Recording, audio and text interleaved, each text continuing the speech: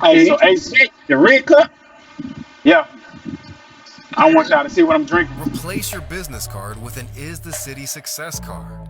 This card uses modern technology to directly connect with clients so you never get lost in the clutter like other platforms. With a simple tab or scan, you can immediately share contact information. The Success card also allows you to share what you do best on the Is the City platform. Personalize your profile, add videos and galleries, products and services, post your deals and events, get discounts on services tailored to entrepreneurs, and more. Use a platform that is designed for small businesses. Success is just a tap away. Order now. Replace your business card with an Is the City Success card. This card uses modern technology to directly connect with clients so you never get lost in the clutter like other platforms. With a simple tab or scan, you can immediately share contact information. The Success card also allows you to share what you do best on the Is the City platform.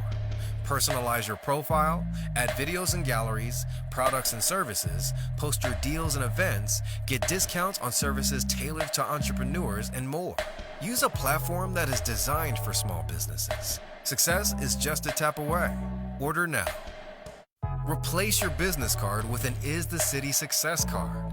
This card uses modern technology to directly connect with clients so you never get lost in the clutter like other platforms. With a simple tab or scan, you can immediately share contact information. The Success card also allows you to share what you do best on the Is the City platform. Personalize your profile, add videos and galleries, products and services, post your deals and events, get discounts on services tailored to entrepreneurs, and more. Use a platform that is designed for small businesses. Success is just a tap away. Order now. Replace your business card with an Is the City Success card. This card uses modern technology to directly connect with clients so you never get lost in the clutter like other platforms. With a simple tab or scan, you can immediately share contact information. The Success card also allows you to share what you do best on the Is the City platform. Personalize your profile, add videos and galleries, products and services, post your deals and events, get discounts on services tailored to entrepreneurs, and more.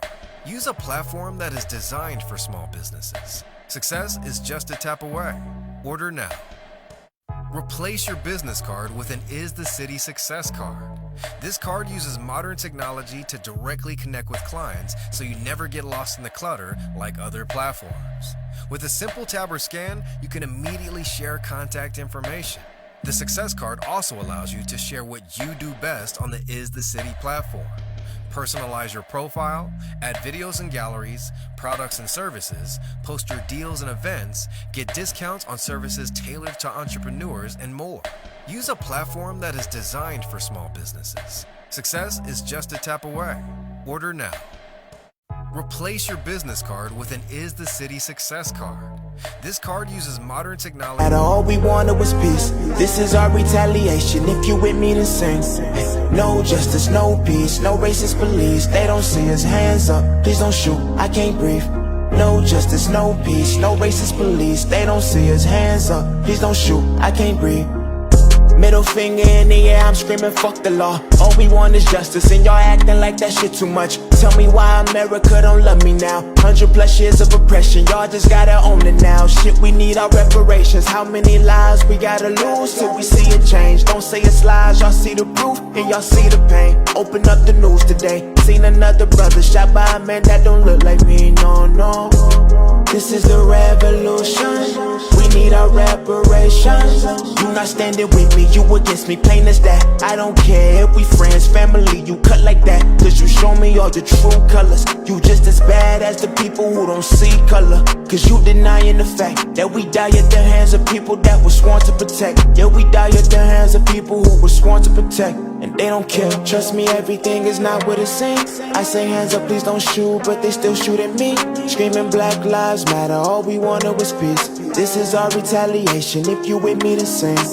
No justice, no peace, no racist police. They don't see us, hands up, please don't shoot, I can't breathe. No justice, no peace, no racist police. They don't see us, hands up, please don't shoot, I can't breathe.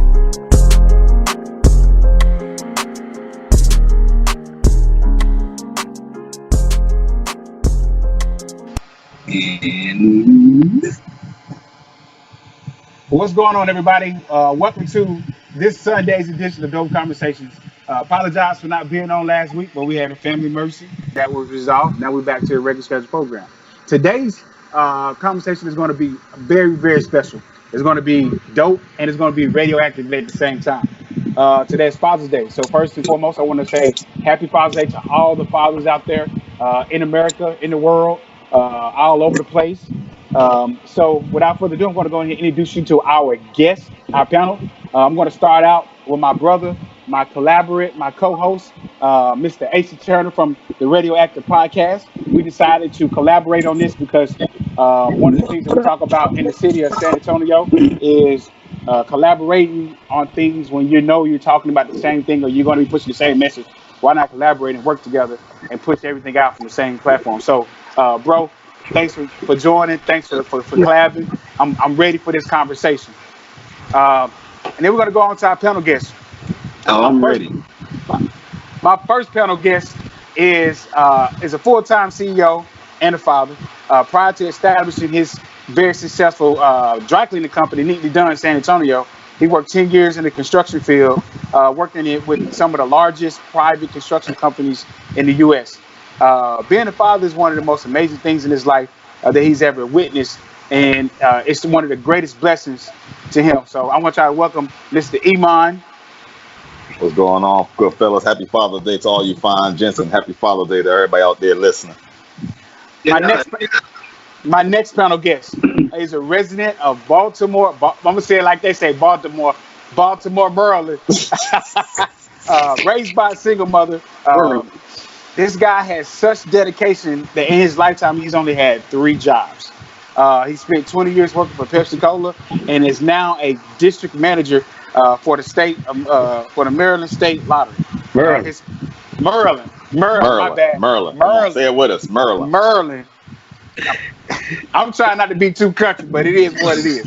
You from Little Rock? You already country. As y'all see, this is gonna be a wild conversation. We can't even get past the introductions out. His fatherhood journey began 17 years ago, and that's one of the things that he loved. One of the things he loves most about being a father is that it's truly a never-ending journey of having patience, learning, and instructing.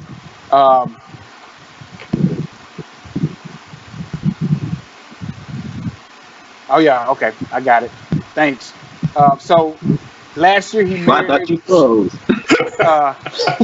Last year he married his high school sweetheart of 25 plus years, Miss Tanisha. So I want to welcome everybody, Mr. Tion Brooks. Hey, could you guys mute your mics in the back? Could you guys mute your mics in the background? We get some feedback. My last guest is a very important individual to me. He's became a brother that I wish that I never had and I wish I had growing up. He has been a father for 23 years, born and raised in Detroit, currently serving in the United States Air Force for 24 years. What makes him proud to be a father is watching his kids grow into independent, successful individuals. To see them use what they have, and he's teaching them and to help them shape and to grow and to be the best individuals they can be. So welcome to Dope Conversations, Mr. Laurent Bailey. Woo! So, all right, we're going to get to this conversation. The reason why, I put this panel together is because it's Father's Day, and I would love for the world to get an insight view of what it's like to be a father, be a role model, be a consistent father in your child's life. And we, just had some of those candid conversations about what they miss, what they wish they could have had from their father as a kid, where they got their fatherly foundation from, and some of their fatherly experiences right now. But before we do that, we're going to put this conversation to a little twist, and I'm going to turn it over to my co-host, and he's going to give all of us fathers a Q&A. So, Mr. AC, I'm turning it over to you. Okay, so first of all, guys, we're going to start off here with a little game, okay? Just a little game. So this is going to be one of those games where it's a drinking game.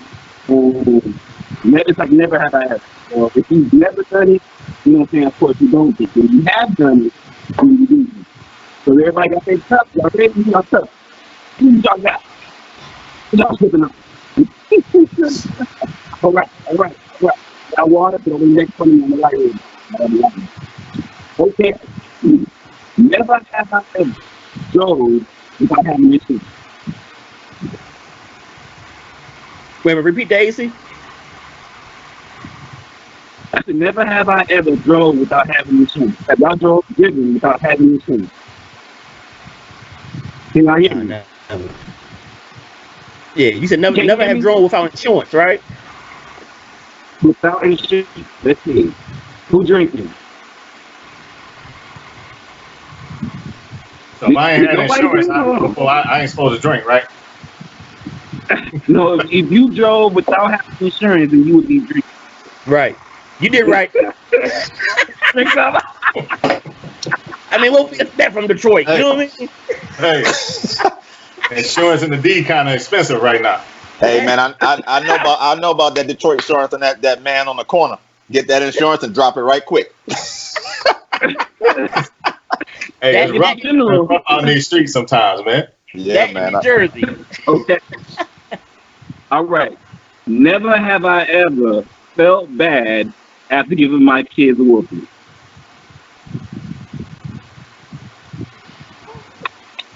I got girls, y'all, so you know I'll be feeling bad a I know lot. you feel bad. Look. You Yeah, gotta feel what bad happened when you when whip a you girl. feel bad? Hey, You the worst ones, though. hey, and then when you give them a whooping, they turn around and they look at you with them eyes and give you a hug, and you just be like, man, I need to go repent to Jesus right now. Hey, that's them Puss in Boots eyes. Them Puss in Boots Right. eyes. The sad thing is, it's only with the girls. It's not with the boys. The boys, I'd be like, man, go Never. get out my face. You shouldn't have been That's right. doing such and such and such. Right. Punch in the chest. You know. I don't do that punching in the chest. Not yet, anyway. Well, yeah, when they get older, you will. At one point, taking off the belt mean nothing. You just gotta punch them. You know. That's it. That's right. One good time. That's it.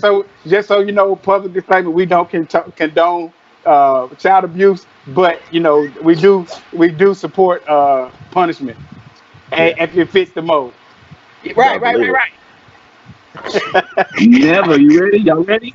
Yep. Never have I ever started on myself. What? You know what started is, right? Yeah. That's why I'm like, what? I don't know who watched it. drinking? I'm Hold gonna on. keep my Had those drink down. drunk nights after being burrito. I'm trying. Shit, I mean, you never know. I was at work. It wasn't no restroom around. Oh no. No. Hey, check it out. There you go. I mean, you might have one of those moments like you thought it was a gas, but borderline. Yeah. But Right. then you Exactly. kind of think, you was thinking, well, boy, you was like, yeah, I should have went to the bathroom. You know? That's not a shard, then. That's not a shot. No, It is that's I'm good then. mistaken one. This is sharp. I'm good on that one then. Hey, yeah. Let me put my cup down because I'm not a part of that. I'm not a part of that family. Next question. So you ain't You had a good night then. Nah, never. No, Never have I ever. Ever. no, that I can remember. Y'all ain't had a good night then. You said that I can remember. Right. Right. Okay. The goose. Okay. That was good. That was fun. I want to let's get into these questions now, man, fellas. Okay. Ice. Yeah, the ice is broken. So let's get to it. So Definitely. lead into us, brother Turner. Okay, y'all. You know, I like to get spicy at times. So I want to know, how do y'all feel when y'all see single mothers celebrating Father's Day? Oh. Oh, let me Yeah. jump in real quick. Boy, hey, that right there, man, that burns me because you got Mother's Day like 50 something days, a little earlier, But it just kills me because you got dads, single dads out here that's doing just as good as mothers, but Yeah. they're not on Mother's Day. We're not trying to take over Mother's Day. You know what I'm saying? So come Father's Day, to me, a single, a mother that's taking care of her child is just a single mother. You know what I'm saying? She's not a father, so that irritates me a lot. I'm gonna go. I'll be honest with you, is mad disrespectful. Only because I was raised by a single mom, and never once did she try to take credit or say, you know, because I'm doing both. She know. Well, one of her famous quotes is, "I don't have a penis, so I can't be a father." Period. I mean, she'll just say it like that. I got some buddies. I think a lot of them like to do it just to antagonize. But what I say to them, to my female friends who say that, I say, one, you chose the father. That's number one. So when you want to decide to call yourself, well, I'm the father, I kind of slap them with it in a sense because I'm like, you can never be a father. You can never do what I do, and I can never do what you do. It takes both, yes, but just because he's not around, that doesn't make you the father at all. So, for those who, I think it's just more like a pat on the back. Like, I don't need to be a pat on the back for one day. I'm going to be a pat on the back for 365. If it's a leap year, 366. So, that's, I noticed this year I haven't seen one person on my timeline that say Happy Father's Day. It has turned around. Like, a lot of women like, I'm not a father, so don't send me no card, don't inbox me, don't do this, because I'm not a father. Let them have their day. Cool. And we're the only culture that do it. Mm. Mm. What does that mean? What do you think that means? Black people, us, we're the only ones that the mothers want to be the fathers. You don't see other cultures or races. Single parents, you got them in all households, white, black, green, yellow, lighter brown, whatever. We the only people that do it. We the only one. I never see one of my white single mothers like, well, hey, happy Father's Day to you. I don't see that. That don't happen over there. Good point. But with us, yeah, like, hey, look, you chose that deadbeat. Whatever. You gotta live with that. Ride that one out. Mom, not dad. And again, as my mom would say, you don't have the tools to be a father, so I will get a little raunchy with it, but no, I ain't gonna go that way. I might be able to purchase Well, all it, right. but you don't have it. Oh my goodness. Right. No, I agree. This is I agree with LeBron as well as Tion. It's one of them things. yeah. Like, how can you say, Happy Father's Day to a female? Like, no, you didn't do anything. I mean, but just like going back to what LeBron said, you know what I'm saying? It's a lot of single fathers out there that's doing what they do all year round, but you don't hear Right. them. Nobody talking about Happy Mother's Day to a father when he's just doing it because that's his job. It's your duty. Right. So yeah, so that's what I got to say about that one. So, But it do burn me up and, though on and, the inside. and not to that too, because I was raised by a single mom, Yep. and not once that that my mom, she go around and say, y'all need to do something for me for Father's Day. It was what it was. The thing about it for me is, as of late, um, I've kind of been on this journey of when I see men like trying to do that. I think I made a post. Hey, this guy said until women, get learn their place, then they're not gonna be protected. Dude, for lack of a better word, shut the fuck up. And then you have, with this situation that we got going on, um, you had women making the additional posts like we matter too, and it's like why are we competing with each other?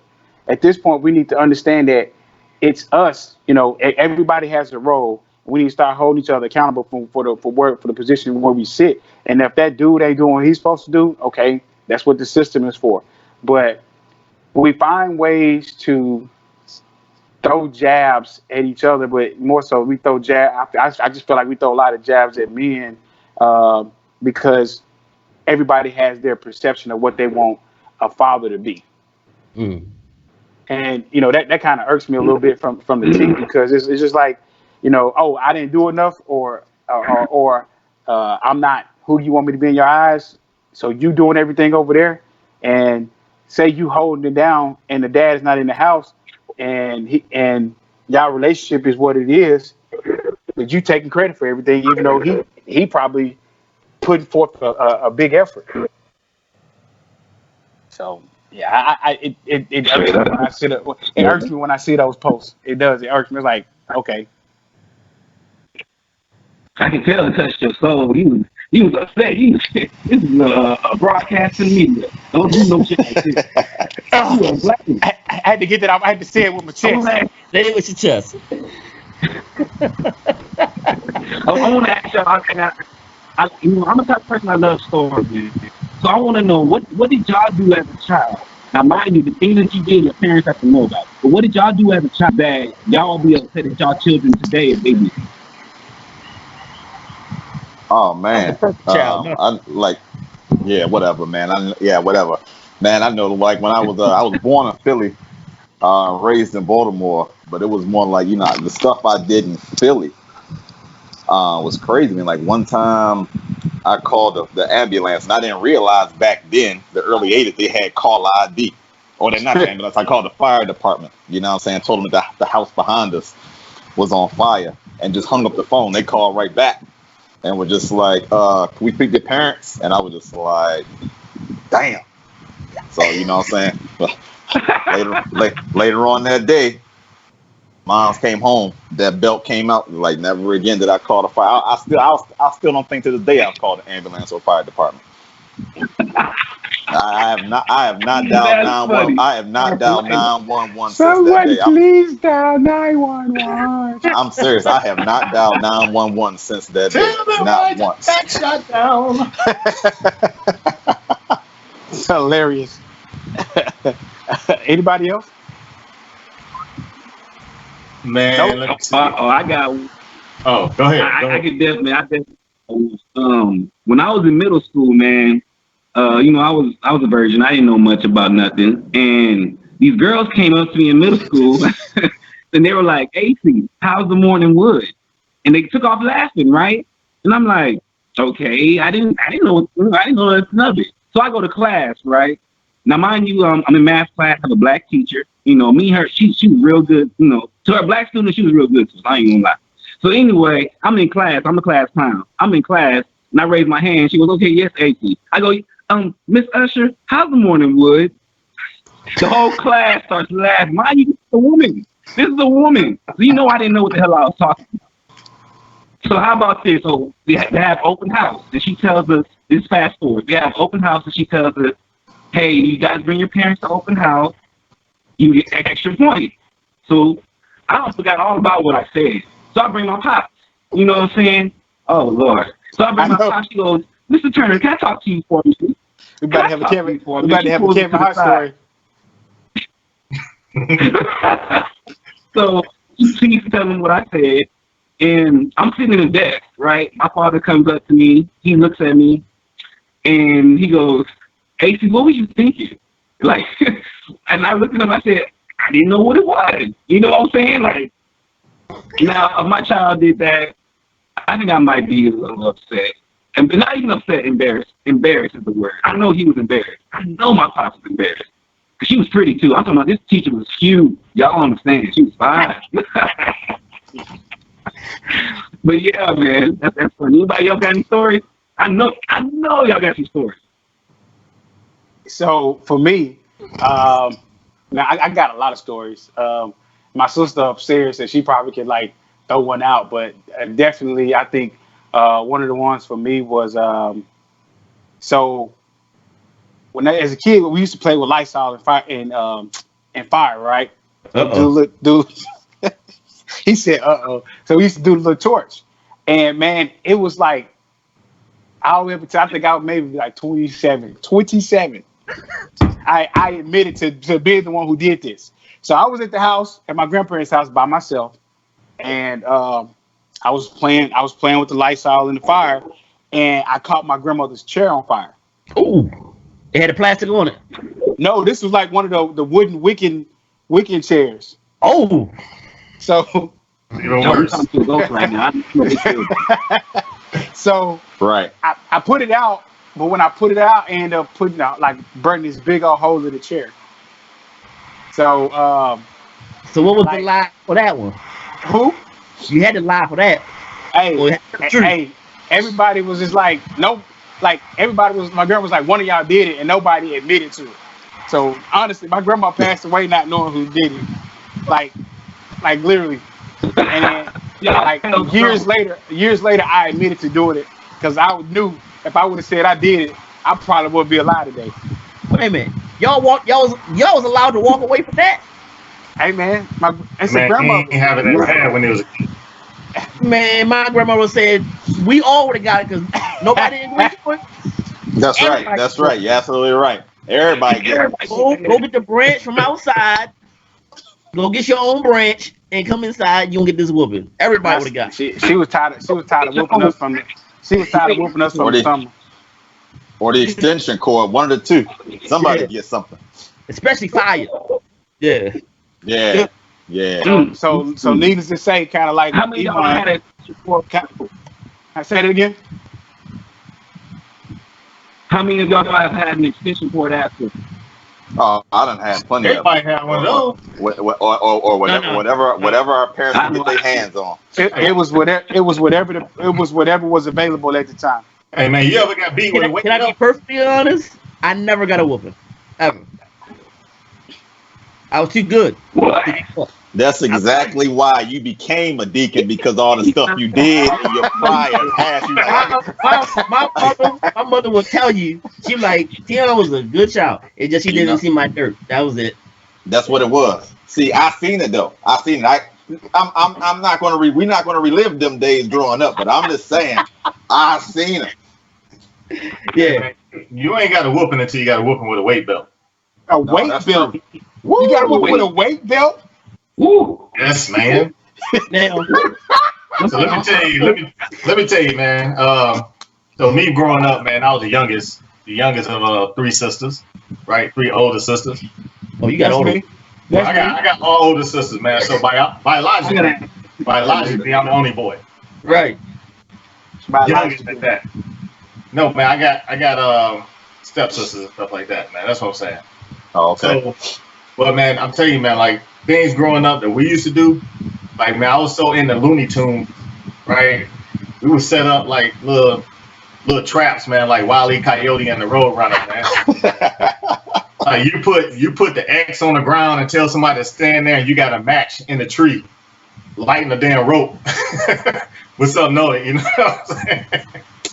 Hey, man, we used to do some wild stuff, man, back in the day, man. Them cartoons will get you in trouble. Huh? Them cartoons will get you in trouble. Well, yeah, they will. Yeah, they will. My uncle used to play bass. And I remember as a kid, when he would beat my cousins. He was again. I never got to beat him, but he had a headboard that if you kicked it, it sounded like a gong. Like it was all metal. So if you hit it, it like gong. So my cousins, they used to always kick it. I mean, like midnight. So he would come in there. I never knew what it was until I was a full-grown man. I just remember the joint was this thick, and I'm like, oh, what did you used to beat them with? And he was like, oh, that was my base guard strap. I'm like, oh, snap. I'm like, it made sense because I was like, it was long, it was thick, it was leather. I just never, as a kid, I never knew what it was. But he was like, yeah, that is my base. He was like, that's my strap. I was like, oh, okay. I'm glad I never felt it. I'm glad I never felt it. My grandma used to have this red board called the board of correction. Oh wow! Wow! So my sister probably can throw some comments out there of my childhood. She may try to embarrass me because that's what she do. She did it. She tried to do it a couple of days ago, but yeah, we had the board of correction, and then my mom, we had the board at my house called the one. So I was, yeah, the one. Right. So I got a question. Explain the feeling you felt when you first became a father.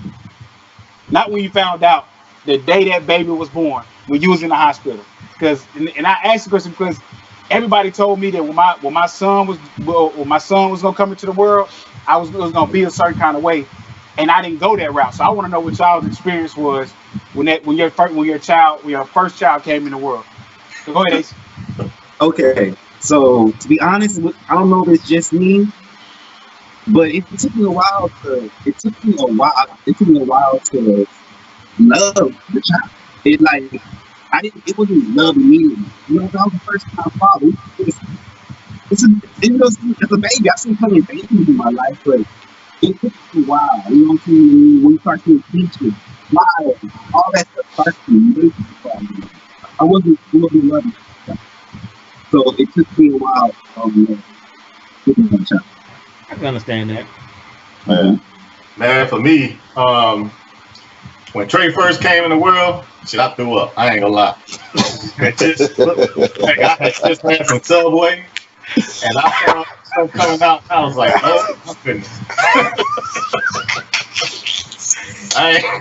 Your baby is here. Hey, I was looking, and I Earl. You sure it wasn't White Castle that you had? Because I know how that White Castle was making you feel. In the hospital. But no, man. Another thing, hey, it's getting real. You know what I'm saying? Like, right. That was when Trey. I had I was already accepted to go to Eastern Michigan, play. Not to play football. I was actually planning on running track, but when he came, and that was actually my reason for joining the Air Force. It was like, I have to do something. McDonald's wouldn't go cut it. And so to me, that was my first, when he came out, my second thought was, no, this shit got real. It is real. This is my child, and this is my blessing. You know what I mean? I have to raise him completely different from the way we was raised and raised in the city, because the city's not right, especially like now, man. Like I can't any of my kids growing up in Detroit. I can't. Me personally, I can't do it. My mom's always be like, "Well, you did it. You can do it. If you can do it, they can do it, man. They not built for the city." I want to put through that. But that was my first thought. And, hey, I threw up. I ain't gonna lie. I'm admit it. What about you, Dion? So my then wife at that time, she didn't have a cesarean, so I had to see, the doctor cutting her open, taking out the liver, taking out the spleen, taking out a couple organs. Smell the burn of the skin and all this stuff. And so when he came out, he wasn't breathing until they smacked him on his bottom. I mean, I was cool. It felt. I mean, just to witness that alone was just like, wow. I mean, I wouldn't say it was the most beautiful thing seeing it that way, but right. I mean, it was definitely an experience. And then being able to cut his cord and it was pretty dynamic for me, being in first time and then having a boy, so had all the hair and then seeing his skin finally lighten up after he was a little purplish. But yeah, it was cool, man. It was real cool. Brother Iman, what about you? That baby purple. Man, it was amazing, man. Let me tell you, because we were in Australia, and it was just like, okay, the wife thought, she was like, okay, she had something spicy the night before, and she thought it was just like something she ate. So we just went to the hospital, and she was like, I had some spicy that don't agree with my stomach or anything else like that. Man, she was in there. They were like, oh, you're going into labor. And I'm just like, whoa, what is this going on? Yeah. So, you know what I'm saying? So, and she didn't take any drugs or anything else like that. So, and my wife's a singer. So she was singing the entire time trying to, do the pain. And they was, Australia, they just like let gravity do its thing. Yeah. So they don't have you laying on the bed or anything else like that. They have you kind of like squatting over the bed. So the baby will just drop down naturally. Man, and literally it was like, and her mom was flying in that same exact day, So literally, her mom landed at 12:25. I had to send somebody to the airport to pick her up. They rushed her mom to the hospital. She got there at 12:45. Elijah was born at 12:47. So her mom actually seen Wow.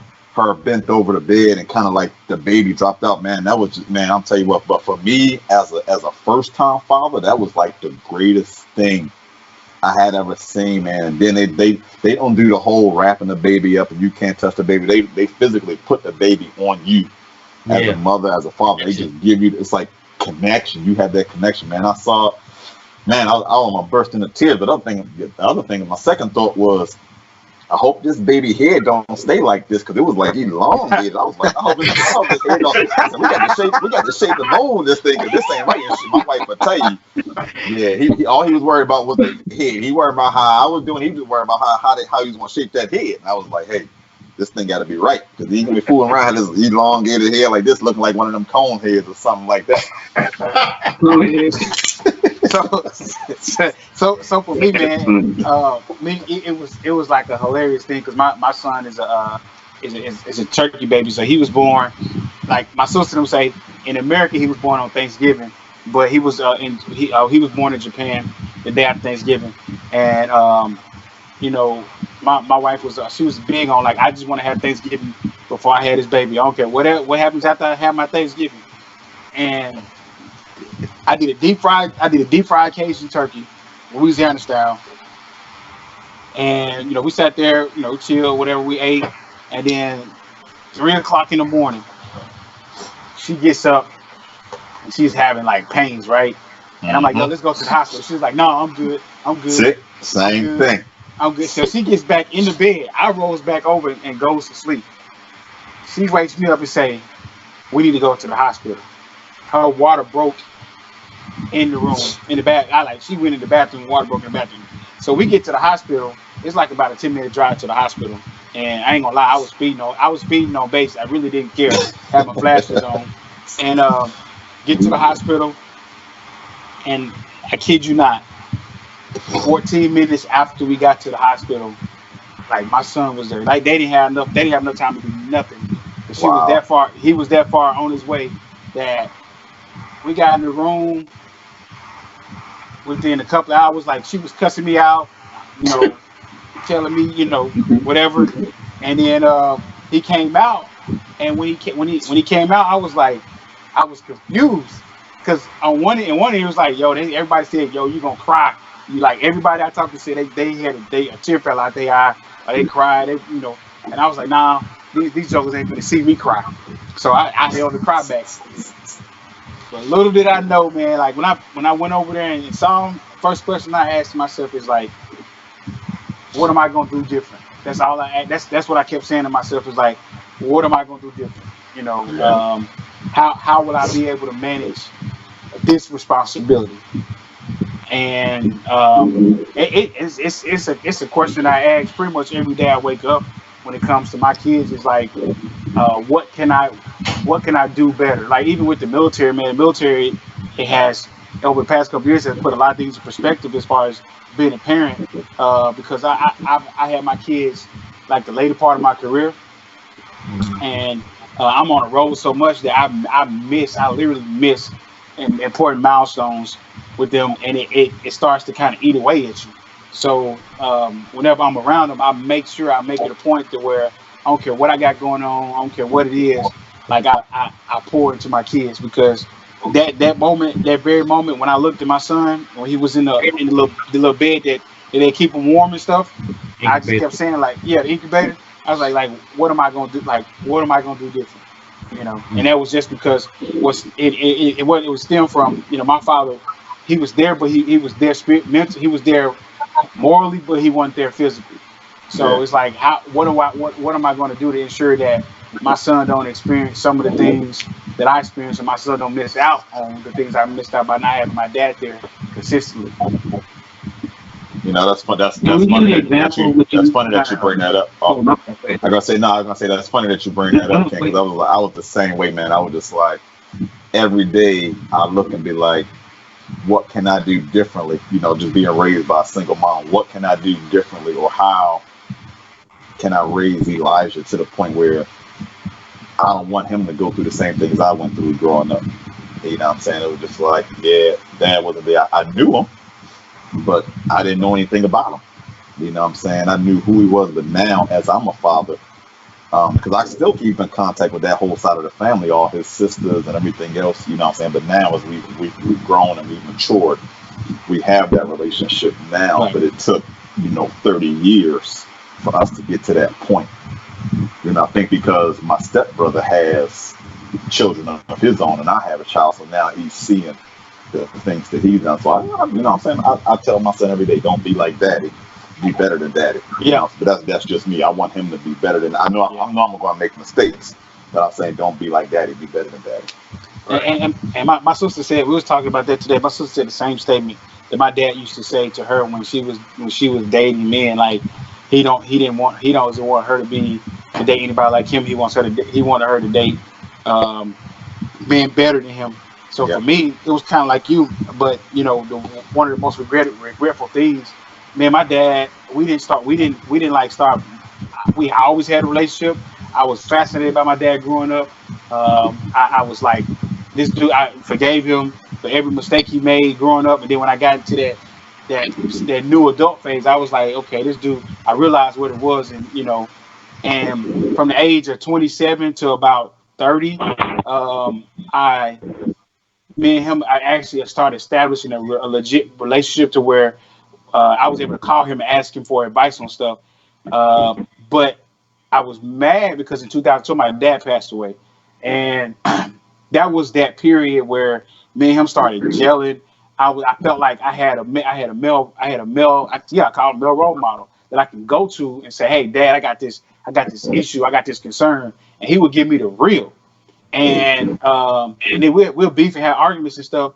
We got into it literally 2 weeks before he passed away, and I never got a chance to. We apologized and said we love each other when we hung up the phone, but I never got a chance to make that connection that I would always make with him whenever we had a disagreement and he passed away.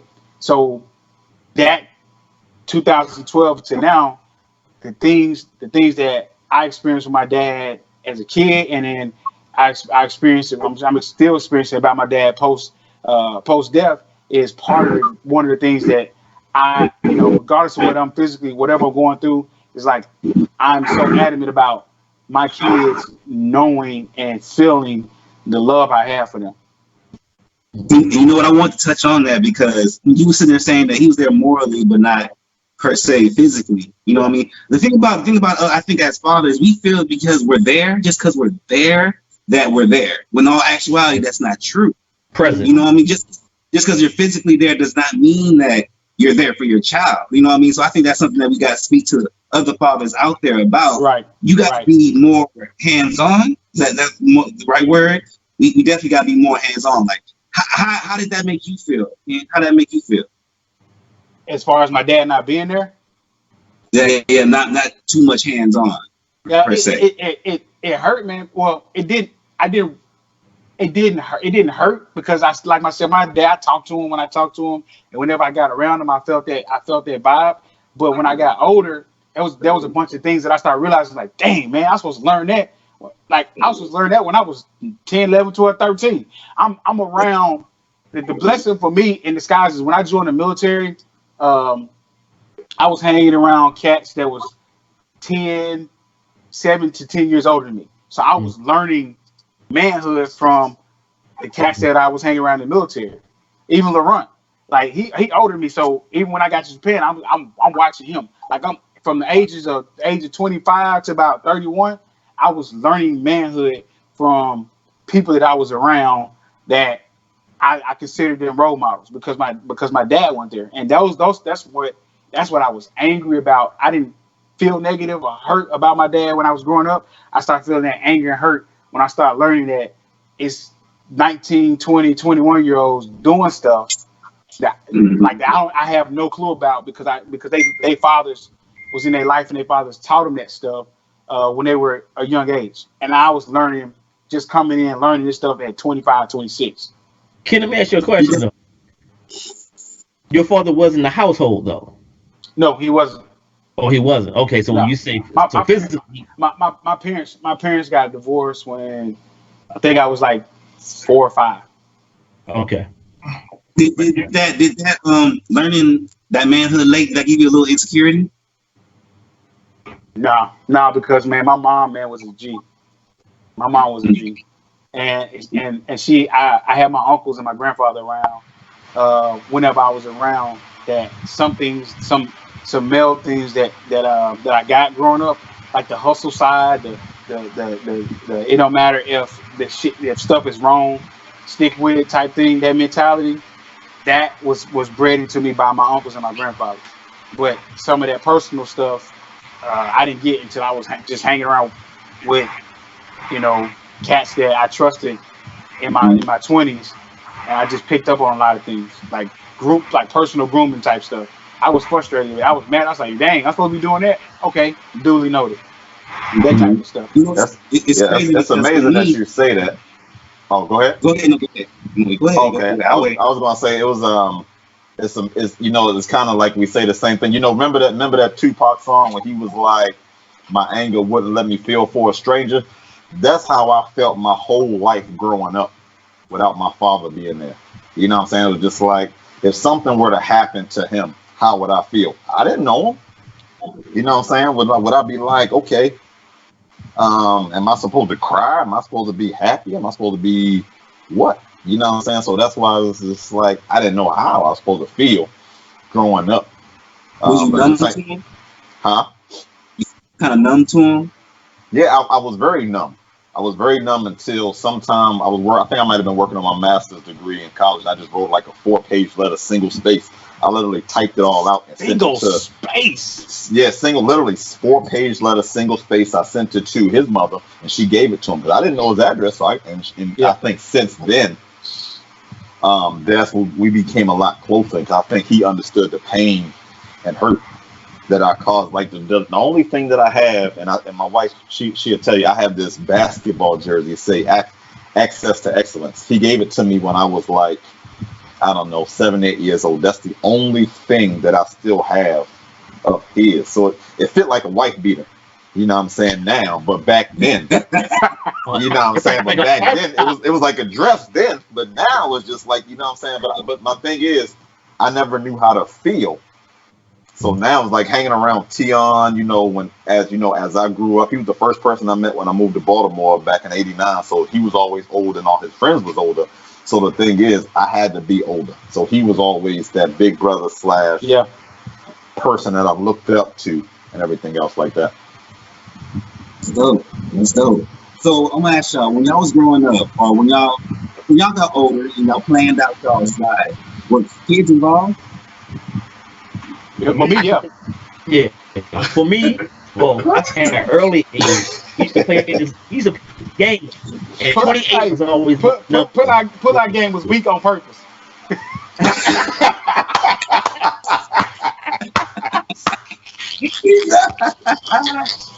Oh shit. I mean, but like all my boys were having kids like young. I mean, they were. I mean, Yeah. without being married or anything like that. So they used to like telling you next. I'm like, nah, I'm good. You know what I mean? Like, so when I got married, I think I was like 24, 25 around that time, and then my son was born a couple years after that. I got married like in 2001. My son was born in 2003. So, and not saying it was planned or anything like that, but as I say, marriage then the carriage. So, Right. I mean definitely that was my steps, and then also I had a stepson at the time who was at that moment. I think I got into his life when he was 6, so I'm young. You know what I mean? I'm like when I was dating her, I'm young. He's 6. I'm like 21, 22 ish. And the only thing I could really do back then was again, I didn't have a father in my life, so all I could do was like, all right, Lord, I need you to guide me, to show me how to. Only thing I knew, as my mom taught me coming up, is right and wrong. I can teach you right and wrong, and you can live a good life making the right decisions, or have a bad life making the wrong decisions. All that extra stuff, intricacies that come along with making choices. Like I teach my son today, make good choices. If you do that, you're not gonna have too many issues in life as long as you continue to make good choices. So Right. when I had a stepson at that moment, it was it was trying. You know what I mean? Because it was like, I know I'm not your father, but at the same time, I'm trying to be a figure for you, instilling some things, how to be a gentleman, how to open up doors, how to open up cars, how to treat a woman right. These things I can show you because I know for a fact that this is what I do well. Right. Other stuff like falls building stuff, like I said, I ain't no father. There ain't nobody teach me how to build nothing, how to put nails into nothing. I mean, you you learn as you go. Exactly. So by the time my son, I just wanted to be that like I said again, Lord, all right, what is it that I need to do? What is Yeah. it? How I'm going to show him how I'm going to raise him up, to be productive in society. That's why I said, it's nothing that I think I did too much in the past that I wouldn't want him to probably go through in a sense, because that's who molded me, who I am today. Right. So nothing too far off. Even if I'm lying, correct me. But nothing that an average young black child wouldn't do in the city. You know what I mean? I was out there stealing cars and selling dope, but I was doing some other things, that some people probably wouldn't deem as not too so good. But yeah, man, it's I was saying you didn't want to mention that earlier. I was coming back around. I was making a U-turn. LB, what about you? Hey, I think for me, man, was kids in the picture? No, coming up, but I had Trey like right after high school. I mean, his mom was pregnant senior year of high school. So, like I said, I knew me coming into the military, I had to do something coming into the military. That was it. But on top of that, I came in the military as a married guy, 18 years old, and he had a sister already. You know what I'm saying? So I had a stepdaughter. So 2 kids, airman basic on top of that, living in Vegas. So I quickly learned, man, I had to turn around and do something, you know what I'm saying? Something for the better. I was thinking about this today, man. Growing up, none of my friends really had, their dad living with them, man. Even for myself, my stepdad stayed with me. But as far as my biological father, me and my friends, none of us had that. We had sisters, we had brothers, but on top of that, we kind of leaned on each other for, that manhood. You know what I'm saying? What's you know what I mean? Because like I told you before, I had older sisters, and when I mean older sisters, like my older sister, man, is 62. You know what I'm saying? I got a 62, 52, and I just turned 42. So we had that gap between us to where we wasn't that close, growing up. But to grow up, it just, you have kids, man. My mindset changed, and I was like, I had Trey, and then I was like, hey, I can grow up. Once I get done with the military, Trey be done graduated, I can retire, and then I met Amber. Amber had no kids, so then it was like she wanted kids. She wanted a football team. But we settled Yo, you're not gonna talk about my sister like that. Hey, she'll tell you. I ain't gonna lie. She wanted the whole team, man. I only wanted 2. My first thing, anytime she like kids, I'm like, man, I'm at diapers cost daycare. But hey, pause. So I gotta tell this story about Laurent, y'all. Hey, when I hands down, him and Amber got some of the funniest stories as a couple I've ever seen in my life. Like, it was a story about a TV. Like, it was something. Can I tell the story? Am I gonna get shot for telling the story? Man, you can tell the story. We still got it. So I'm in Amber and Amber running the house in Japan, and LeBron go, Amber, tell everybody how you got that TV, how we got this TV, and she was like, I told LeBron if we could have a baby, I give him the TV. And I'm looking like, yo, so y'all made a drug deal to have a baby for a TV? Like, simple shit like that, man. It's like, I'm like, yo, these motherfuckers is crazy but fun at the same time. Like, that's, to me, that was like one of those living examples of that's what it's supposed to be like when you're talking, husband and wife, that relationship, that bond. Yeah, man, we got a TV. Look, she made rank for the other baby. I mean, it happens. Hey, man.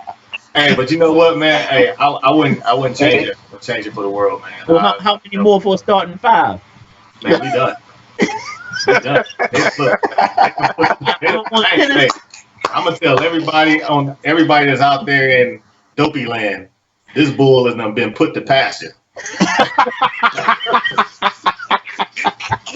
There's no more kids. Hey, if a kid pop out of here, we going on Maury next week. I ain't gonna lie to you. Get ready to do your dance. Get ready to do your dance. Oh man, this is hilarious, hilarious.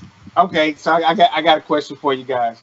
All right, where did you get your fatherly foundation from? Who taught you how to be a dad? Nobody. Nobody. Nah, just examples. You learn one day on your own. Every day you learn something new. Yeah, I had like other people I would see who I would be around that had their fathers in their life, and people who I dated. But I mean, as far as someone to have a sit down and have a conversation like what it is to be a man, again, I go back to before I got married and had my son. All right, Lord, I need me and you gotta holler. We gotta talk. We gotta have a conversation. How to go about life, and yeah, I mean, I admire other people. I mean, one of the things coming up, and it was in high school. This is when I used to date my then wife now. One of the things I thought was great was being a gentleman. I mean, because females love it. They open up the door. He's so nice. The mothers loved it. They always loved me. So that I'm like, all right, that works in my favor. That's good. So that's so I just took things like that. I had a friend of mine. My phone etiquette. His grandma used to call his house, "Hey, can I speak to Rashid?" And his grandma was like, "Hello, Tion. How are you doing?" And I'm like, "Can I speak to Rashid?" And she was like, "Tim, how are you doing?" And I'm like, "I'm fine, Ra. How you doing?" And she was like, "Good. Now, what is it that you would like to do?" I'm like, "Can I speak to Rashid?" My phone. I mean, like that right there. That talk. I mean, just as a man and just as a kid, how to call someone's house. How to call to this day, I still call somebody and say, "Hey, how you doing?" I call Macy's. "Hello, how you doing?" And they just stop. They pause because I'm like, I guess they're not used to no one asking them how they doing in the day. So things like that. That's what kind of built me into the man. You don't answer. You don't answer when I call. You be like, "What do you want?" That's different.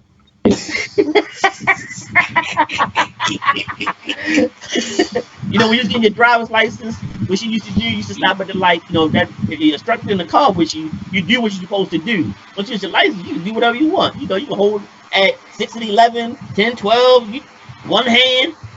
But when you take the test, you gotta do everything they do. Right.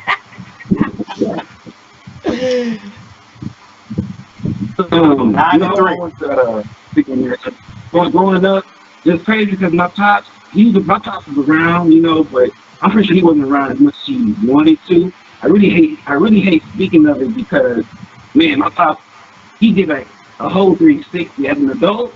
Man, my pops is like there, you know what I mean? Like, you want to do when I was a child, you know what I mean? So it makes me want to kind of disregard the childhood part, you know what I mean? But he's showing me now, a lot about being vegan. And that actually gave me insecurity growing up because I was learning from my friends, you know what I mean? So yeah, it gave me insecurity. It didn't give you insecurity, it gave me insecurity, you know what I mean? It's funny you say did you say you were raised by your friends? No, I wasn't that I was raised for. I'm saying I learned a lot of manhood things from my friends. Oh, okay. So again, me and my sister, we talk, and I made that statement to her too, and it wasn't like she didn't get it because she got it, but it was one of those things like it's funny that all five of us are saying how things about manhood we've learned from our friends. Or we identify with growth and development of manhood from friends, not our fathers. So how do we what's one of the things that we could, and you can't really say change it because we are really physically living the change right now because all of us are in our kids lives, but what do you think would happen if we could start Mhm. to rewind the clock and go back and say, try to find ways to help other men be in their kids' lives if they're not. Like, how, what dynamic shift do you think would happen if that was a thing? Let Well, game rangers. accountability, I think part of it plays a huge part as far as if you were talking about kind of go back in a sense. I don't know why my father chose, because it is a choice, not to be Right. there. Um, and I know a lot of times we know that part of it is because they're not in that relationship anymore. Um, and and a lot of it, I know it was no beef between him and my mom that I know of. You know what I'm saying? So at the end of the day, I just look at it as like, all right, that was his choice. He got to live with that shame that he has, because to see that a child that wasn't brought under him has achieved what he has achieved, for men, the ego, pride, you like, oh yeah, that's my son. But for him, he can't say that because he had no parts in anything that how I came out to be. And it shows because when I got married, I had invited my father to my wedding, and last time, so after 23 years, I sent him an invitation. He sent an invitation back, and that's how him and I actually came back together. Yeah. So, you know, and I think I think he enjoyed it, but he's still him and I. We cool, we good. I can call him dad. I can call him pop, or whatever it is. But it's still not there. So like for my boys, if they out there having kids, I can see. Remember how you were saying you was like that connection wasn't there. So as men, we don't have the emotion like women have it. Like I can understand how men can have babies and walk away. Yeah. You know what I mean? Because they don't. It's Yeah. almost animal. It's animalistic.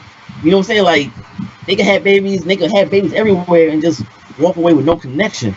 Hmm. So for me, if I had a homeboy like that, and I'm like, yo, what's up? Like, what's up? You and your child, like especially when divorce comes along. You know what I mean? That's one of the things I had to constantly when I had a divorce, I had to constantly be there because I'm like that household dynamic changed. Yeah. I'm not coming home to my son anymore. So I gotta make sure that he knows I'm here. I'm present with him, Right. even though we're not under the same household anymore. So I see a lot, for some men, they take that and just like that's almost like freedom to them. Like they don't have that had to worry about coming home and taking care of that the mother and the child. So some of them just like they all living their best life as they say. Without no, you still carry that responsibility. My homeboys, if it was for me and my homeboys, they was acting like that. I'm like, we can't be cool if you're not, being a part of your child's life. Or you're not taking Right. care of because then I need to hold you accountable to do what you need to do. I don't care about what she does. I don't care if she's spit in your face and tell you that you can't see your child and all that. You got all that, all right, then it's time we go to the courts. We gotta take it to a whole nother level. Because if you allow her to do it, she's gonna win. And your child is gonna miss out. And you're gonna feel bad about not one, doing everything you could to be in that child's life. What So, so for y'all who don't have whose fathers weren't in y'all's lives, what if y'all found out it was your mom's fault? Your mom's kept you away. How would y'all feel like at that point? man, Like, that'd be a tough one. I'd probably be upset, but that I would definitely be upset. I would definitely be upset. You would have asked the question would have to be why? Is it to why? Yeah. protect? You know what I mean? Like if she was just going out and just be so nasty with the father, like, look, I've been trying to reach out to you. I got thousands of letters right here. You know what I mean? Yeah. Yeah. You have every right to That'd be yourself, but kind. if Yeah. it's to protect, at the end, the mom is always about protection. Yeah. So Yep. if it protects you in the right way, in the right manner, I can't be too upset about that. Like if he was abusive and this, that, yeah, I can't be too upset about that. But yeah, but you had to ask the why. Why did you feel that? Yeah, And see, the good thing for me, my mom wasn't like that, man. My mom was definitely like, hey, yo, kids, here you go. yeah, You want to come when And you all come this in, shit. hey, yeah, right. exactly. At the door like this. I'm yeah. Like Yeah, I remember times, man, growing up when we would my dad was living on the other side, like literally like probably 10 minutes from where we were. Um, we would meet up at the tracks, and it'd be like a little handoff, and then we'd walk to the house. Cause my dad was like right like a block from the railroad tracks, so we'd meet at the tracks, and we'd walk to the house. So it was like when my dad was available. He was like, hey, I'm coming to get the kids. All right, we there, So Yeah. I don't think that I think I probably would be upset if it was her fault. But just like Campbell also alluded to, if it was some things that I didn't need to be around and she didn't want me to be around that, then I can understand like, okay, my mom got my back. She always got my back now. It's like she's always been looking out, So that makes total sense. Yeah. And Yeah. how did the podcast turn into our daddy issue? You know, Guess You know, what? we got a They don't bond, throw man. over there. But between the five of us, man, between the five of us, we got a bond because we just shared these same similar stories about Right. how we've all grown up with things. And I was thinking about this. In college, I joined a group that's called Society of African American Men. It's called SAM, but that was the acronym, SAAM, and it was basically for the purpose of Omega Psi Phi. But it turned into something more than that. And I learned, and it started in '91 back in the town of Michigan Tech, up in the Upper Peninsula. And I'm sure Laurent know much about that UP action going on up there. Ain't none of us up there, but like two of us. That's it. That's it. That boy. Let me tell you, man. Out of 7,000 students, basically, it was 100 black students. You know what I'm saying? But basically, man, it's one of them things where it was just like I joined this group, and it was basically I learned that over the course of the years, all of them guys from '91 up until now, we all had the same. A lot of us bonded with the same issue. Our fathers weren't there, or everything else. But we went through this whole struggle, being online and everything else. The same thing the fraternities go through and everything else, man. It's just like Right. you learn so much about people.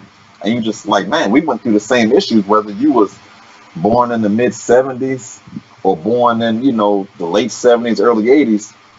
We all go through them same issues of the father not being there and everything else. And it just brought our brotherhood that much closer together, man. The same thing with the five of us now. We talk about the same issues because it is Father's Day. And it makes you think back to what happened or how can we now today be better fathers than our fathers or dads were back then? Yeah. And the other thing is, if it's some women out there listening, that got a lot of questions to why. I mean, here it is right here. This is that one opportunity where a man, men can be men without being judged. And if we're being judged, never mind. I can't say that no more because that's not politically correct. We're gonna pray for you. Put it that way, because that's what we do. That's what we do anyway. While y'all having y'all high grade summer, we have Bible study at the house anyway. Right, But, exactly. You're right. But That's our story. But Let's get to it. but this is a great lesson because I know women are asking those questions, and hopefully this is something that's not that won't get weaponized. But understand, like, this panel wasn't intentionally set up to where, like, I didn't know Iman's background. I know Laurent, his father is definitely close. I just met Tion, and I didn't know Ace's background. But it's like I just know that we just know that I follow this story. These are some great fathers. These are people that I look up to that motivate me to be a better father. But I didn't know that why. But we're having this conversation of the why and how we became great fathers. It's Father's Day. We need to let women know how we became great fathers and why we're going to continue to be great fathers. And it's one of the things that they should, if they're listening, they should take these as lessons learned and be able to have those legit conversations with their husbands or their baby Definitely. daddies and to be able to whatever negative energy that they got between each other, the animosity, they can work through it. Because one of the things that I've learned this over the past couple of months is for a black male, especially a black male living with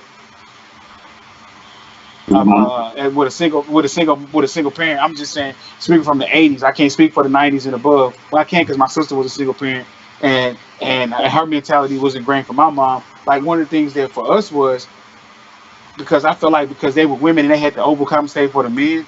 I felt like not I can't speak for my sister, but I felt I can speak for myself. For me, I felt growing up, acknowledging it now, I felt like I wasn't trained to manage my anger. I wasn't trained to manage my emotions because if we cried or if we if we showed emotions, we were being weak. It was a sign of being a punk or a sign of Yeah. being and growing up, it's like now I got to bottle all this negative energy and I don't know how to release it. Now I'm at the point now like if my son mad, if my son hey scream, yell, kick, da da da da, and then let's talk about it. Right. You know, Yeah. I want you to be able to, I want you to be able to have them outbursts because I need you to have that balance because I don't want my son to grow up and feel like he don't know how. My sons, they grow up and so they don't know how to be able to manage their anger. But what I'm not going to do is tolerate disrespect.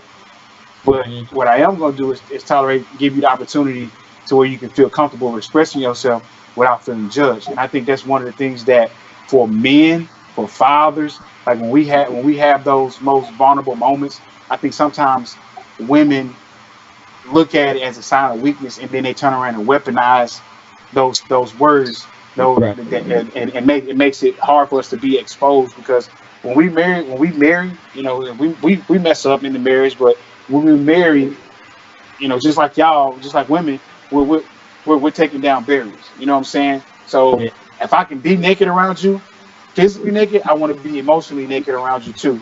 And I don't want you to be. I don't want it to come back and be like, if we have an argument, you finna turn around and use that Yeah. emotional nakedness in the argument. So now you're like, okay, now you got a situation where I ain't got nothing to say to you no more. Right. I'm not going to express my feelings and emotions to you no more. And a lot Man, of times that's y'all done made a brother cry. Come on now, come on, Dope, come on, Dope, come on, Dope. You getting all serious on no, but man, but this is like you said, it's a dopey conversation, but at the same time, it's a real conversation that we as men are having because It's, we it's don't we don't radioactive. all yeah exactly because we don't always have these conversations. Yeah. I tell Ken all the time, hey man, when you on your way home, stop over to have a drink with me. You know what I'm saying? Just shoot the breeze. But he be like, man, Yeah. I know how it is when you be drinking. You know what I'm saying? Tion come down. You know what I'm saying? LeBron said, hey man, look, Hey me man, and I'm LeBron, right we down can the go street. out. You know what I'm saying? When this daiquiri place open down the street, oh, we going. He said, you said RNs? Oh, yeah, man, we going, bro. We going, bro. Let's just go out and shoot the breeze. It ain't always got to be a serious That's conversation. so All right. cute. And we ain't got to wait for Ken to come back, even though Ken introduced us at his party that he said he wasn't DJing, but yet he wound up DJing the whole night. You know, you know what Hey I'm saying? man, look, hey, I'm right down the street, man. Hey, hit me up. Definitely. And I'm always in Laurel Branch cleaning or when the food truck down there. I'm always down there. So yeah, we definitely gonna get up. But yeah, but it's serious, man. But this is a real conversation with real men that we're having Yeah. about life in general and just about life. being yeah, Yeah. we this is the life that we have chosen as being fathers in our kids' lives. Right. Yeah. Let's Go ahead, continue. I Ace. definitely want to continue to keep it real. What's y'all's number one fear for y'all's child? Boom. You That already was my know. last question. Thanks for asking You that. already know. KO My you. number one fear right now in today's society, man, is them being black in Yep, America. You yep, know what I mean? yep. It is we talking about this now, especially military wise, but as far as just getting pulled over, man, it's funny. I was pulled over the other day. I got some coffee going into work, and I got pulled over, and I called and told Amber I got a ticket, and to see how scared she was, just to say, my black husband got pulled over by a white cop, is crazy. And then my son, he's out there protesting. He's out there. He's pro-black. He's everything. You know what I mean? Like he's out there. For him to be out there and doing everything that he's doing, that's my biggest fear is for something to happen to him. I keep my little ones. They at home, so right now it's not as bad for them, especially for my oldest Trey. Him being out there in the streets, man, just it's scary, man. Black in America, being black in America. Well, I'll say this: I never walked in fear of anything, and I don't know if I get it from my mom or what it was. I remember when I was dating my ex-wife. Then I mean, dating my wife in high school. She lived in a certain area that it was, you had the gangs, you had the neighborhood gangs and all that. And I used to walk down there. Never felt fear walking through. Nobody never said nothing to me out the way. I'm a stranger in a different neighborhood. I teach my son the same thing because even for the police, yeah, he young, he black male. I never look at. I've been pulled over plenty of times. I've been stuck up. I've been shot. All these Yeah, things. you You know have what I been. mean? So fear has never been a part of my DNA. So it's just like one, because I know who I serve. That's first and foremost. Before I was a deacon and all that stuff, you know what I mean. But I never walked in it. So teaching him, I'm a day-to-day person. You know what I mean? Like tomorrow won't happen tomorrow. But let's deal with today. What I mean. We can't cross the bridge. We ain't got there yet. So for him, that's why I try, teaching and instilling him to just deal with what's in front of him right now. Tomorrow, and worry about tomorrow. Yeah. And I know I get that from my mom because even when I was shot, and someone was like, "Oh, you want to rush down to the hospital?" And she was like, "Well, what can I do if I rush down to the hospital? Maybe get in an accident, and then I'm gonna be right there in the next bed next to him." So she was like, "That's her mentality." You know what I mean? So she's like, "I'll pray, but you don't need for me to rush down to the hospital, and then I get in an accident, and him and I be sharing the same room." So that I most try to instill in my son the most, just to live a day to day. Police, if these things happen, like I said, I get pulled over. I probably get pulled a lot of times. Why, boy, I really don't know why you pulled me over. Well, you're tagging. Oh, you know what? Thank you. All right, have a good one. You know what I mean? keep it moving, keep it flowing. And I know things out here because I think sometimes if you think it, you manifest it at the same time. You know what I mean? I remember when I was married, I used to look like, I know as soon as I walk in this house, there's gonna be chaos. I walk in the house, it's chaos. And then somebody was like, thinking it. Stop saying it.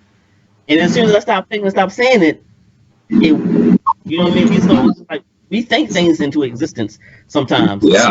And not saying that it Yeah. doesn't exist, and not saying that it doesn't happen, but sometimes our thoughts manifest into our situation. And so, with that, I teach them like, look, man, you keep God first. You do what you're supposed to do. I mean, even when I used to hang out with the drug dealers and all that, my mom like, you hang with the crowd, you gonna get whatever they gonna get. I ain't never believe that because I'm like, I'm doing good. You know what I mean? So when things happen, when the police did swarm around us and everything, my homeboy's like, nah, he good. You know what I mean? Like that's on us. So my mentality always has been different coming up, even though it is sometimes you hang with the crowd, you get what the crowd get. That's true to some cases. Right. But for me, my thought process, it was never that case. Ever. You know what I mean? So it's just like my mentality is a little different sometimes, but it's different outside of the box. But I try to teach my son the same thing. You know what I mean? Don't follow the crowd. You know what I mean? Be who you're gonna be. Whatever life is gonna come to you, just know that at the end of it, y'all got your back. You'll get through it. I mean, it's just a test. Mom, what you got? I'm passing around a virtual collection plate right now. Yes, that's close. So Yes, indeed. Yes, indeed. We're passing out that virtual collection plate right now. So we coming up on our hour. We kind of start late. We got about 7 minutes left on the conversation. So I want to make sure we hit on any major. So AC, I know you got something for us. You got another question? Yes, I do. Let's see. What are y'all gonna do with your child? I got sons. Those who got sons. What are y'all gonna do with your child for the buck? Say that one more time. I didn't get it. Y'all hear me? What are y'all gonna do if your child ever bucks y'all? Like bucks y'all? Y'all kids they draw. Boy. So I got a good story on that one. Whenever they buck up, you gotta whoop their ass. I'm gonna be honest with you. There's only one alpha male in the house. That's it. I go back to Japan. we had an exercise, right? And so we in mop 4. I get a phone call, and I'm like, Personnel Bailey, may I help you? And next thing I know, all I hear is, you better come get your son. It's raining outside like the Matrix. I'm in mop 4, and I'm like, hey, y'all, I'm gone. I had to go home because Trey at the time bucked up at my wife. She already whooped his ass, but then I had to go find him, and then she jumps at me. And now you got to. It's gonna be a crossroad in I think every parent's life, as far as especially with boys, to where they're gonna try you. They're gonna try you, and that right there is where you gonna end up being either a YouTube video getting your ass whooped by your kid, or you're gonna be one of the ones that they'd never tried it again. You know what I mean? So at that point, when they buck up at you, you have to. There's no more belt time. You know what I'm saying? You have to put them. You got to, hey, as they say, you got to put them paws on them. And once that happens, I think it changes everything. That's the whole different dynamics. He's never done it again. I don't think he will ever do that again. And now I'm waiting on that moment to where Amari tries it, because he's gonna get the same thing that Trey tried. Hey, so everybody knows. Everybody, if you follow me on social media, y'all know, man, my sister been kicking my ass in these boots, right? And I'm leading to this. So I gotta sell this, because I need y'all to understand this is a black woman who's like killing it in the fitness game, and she got these boots called kangaroo jump boots. I'm gonna throw this plug. Yes, sir. If you ain't gonna if you talking about supporting black business, you talking about being healthy, finding a healthy lifestyle. If she gonna make comments in the comments box, y'all fuck with her. But anyway, I'm gonna get to this point. It's a reason. Remember, he a deacon. Don't stop cussing. Stop cussing. He a deacon. My bad. You good? Hey, throwing oil on myself right now. All right, it's a reason why I'm in these boots so tough. Be the first two, bro. It's a reason why I'm in these boots every day. It's for that very reason. I told my sister a couple days ago, yo, I got a 6-year-old son and a 14-year-old son. Yeah. I gotta be in shape. I'm staying in the gym.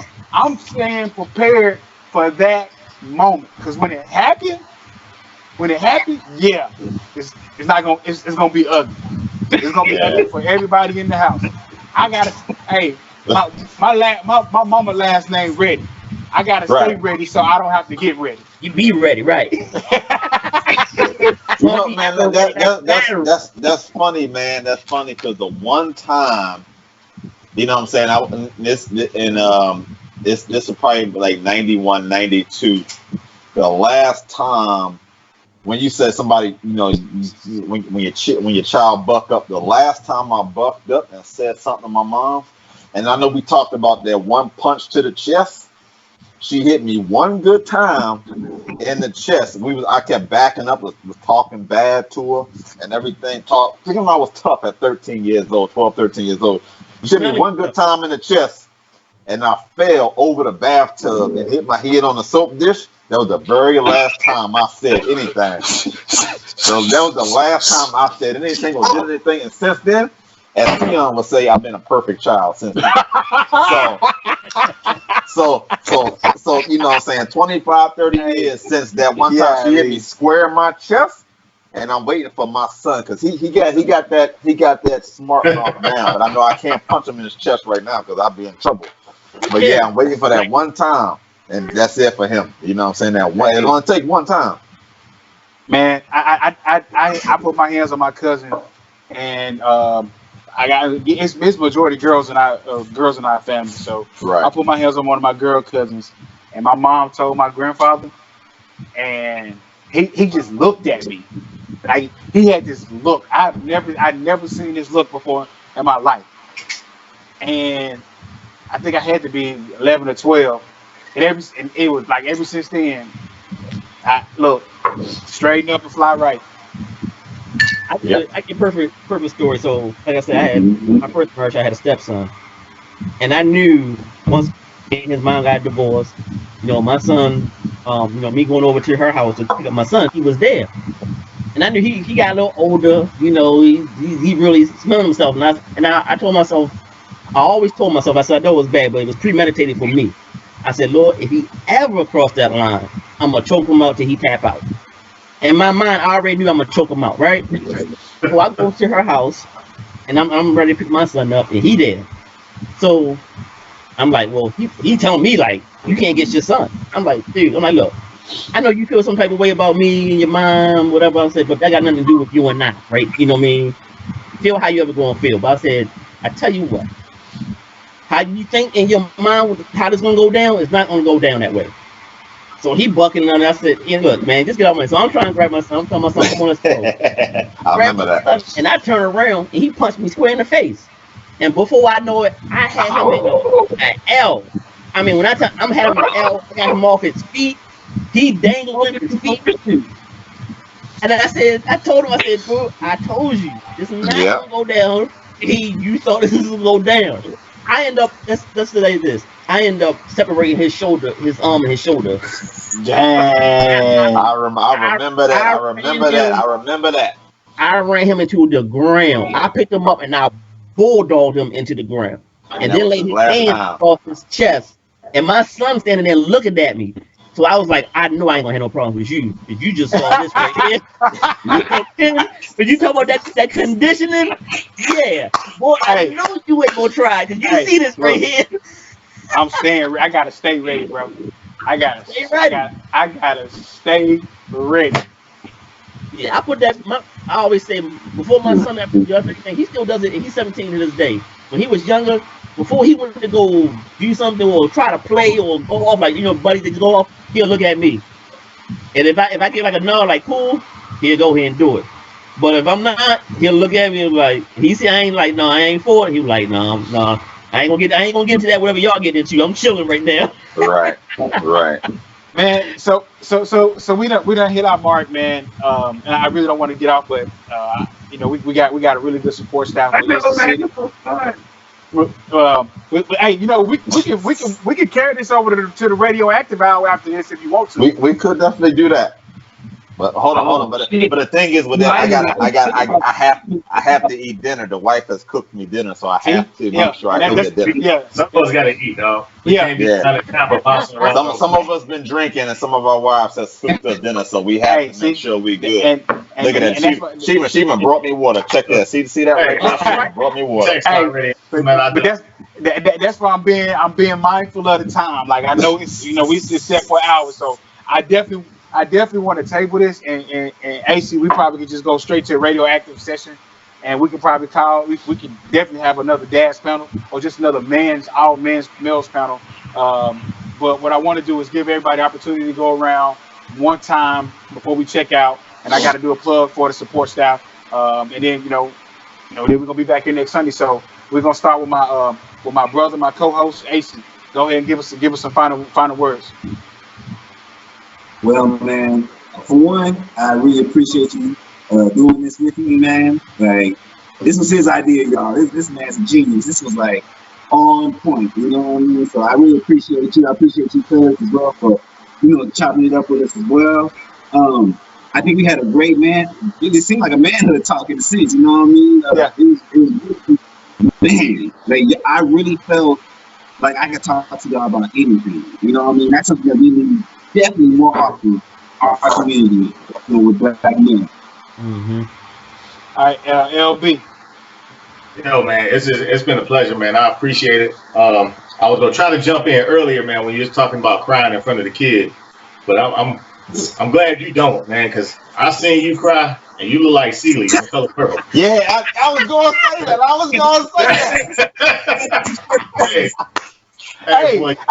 I see you cry too. I see you cry too. Hey, it wasn't as bad as yours though. Your cry was with words, and it was kind of like in the beginning. No,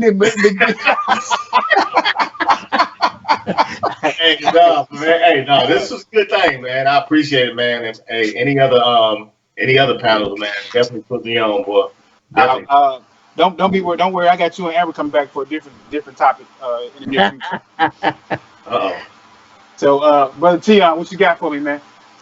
Man, well, first it's three things I always say, just as being a man, that I appreciate you guys for being at this moment. It's the honesty, the integrity, and the transparency. So I know I'm the newcomer outside, but I appreciate you brothers for being all three of those things. That's dope. No pun intended. Already. That's dope, man. Yeah, and you guys will be in my prayers as well. You know what I mean? Because I definitely appreciate you, brothers, man. I appreciate it. Thank you. But Brother Iman, what you got for me? Man, all I got to say is if you need your carpets clean, you call the carpet man once and for good. You know what I'm saying? Neatly done, got it going on. No, but seriously, man, I appreciate you guys, man, for like I said, from just being open and honest about candid conversation about the day and everything else like that, expressing how you feel, letting people know that men do have feelings and emotion. A lot of times we are told to suppress our feelings as men. So just make sure you guys continue to pray, and I always say pray until something happens. Just continue to be the great fathers that you are, the great men that you are. Show your children what you're going through and what you're doing, and just continuously be there for each other, man. And we'll definitely do this conversation again offline sometime. We got each other's information. We'll send each other's numbers and everything else like that. And I just appreciate Ken and AC for putting us on this evening, and I'm saying one love, man. Definitely one love. Wakanda forever. Yeah. So with that being said, man, I really appreciate your time. Tell your wives thank you for allowing me to steal about an hour and 20 minutes of your day on this special day. But I definitely want to get a message across to the world, and I definitely want to be able to have a open dialogue conversation about being a dad. What it's like being a dad. What do we learn about fatherhood growing up, and our main purpose and why behind the word father.